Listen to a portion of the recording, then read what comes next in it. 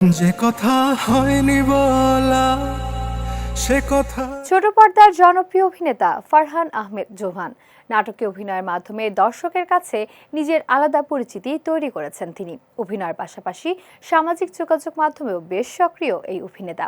ব্যক্তি জীবনের নানা ভাবনা, উপলব্ধি ও অভিজ্ঞতা প্রায় ভক্তদের সঙ্গে ভাগ করে নেন জোভান। সম্প্রতি ফেসবুকে দেওয়া এক পোস্টে জোভান লিখেছেন, এই কথাগুলো বুঝতে আমার ৩৩ বছর লেগে গেছে। এরপর জীবনে মানুষের আচরণ, শত্রুতা ও সমালোচনা নিয়ে নিজের উপলব্ধির কথা জানান তিনি। জোভানের মতে, কেউ যদি কাউকে নিজের শত্রু মনে না করে তাহলে হয়তো সে এখনো জীবনে বড় কোনো অবস্থানে পৌঁছাতে পারেনি। আবার কেউ যদি কারোর পেছনে কথা না বলে, তার অর্থ হতে পারে ওই ব্যক্তি এখনো তার জীবনে তেমন গুরুত্বপূর্ণ হয়ে ওঠেনি।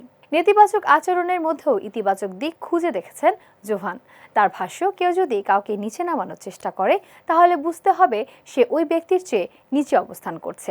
এ প্রসঙ্গে তিনি লিখেছেন, ঘৃণা সবসময় নিচ থেকে আসে, কখনো উপর থেকে নয়।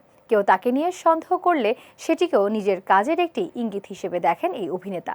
পোস্টের শেষ দিকে রসিকতার সুরে জোভান লিখেছেন, তোমার হেটার্সরাই আসলে তোমার সবচেয়ে বড় ভক্ত। তার মতে, কেউ যদি সময় নষ্ট করে তাকে নিয়ে কথা বলে বা পোস্ট লেখে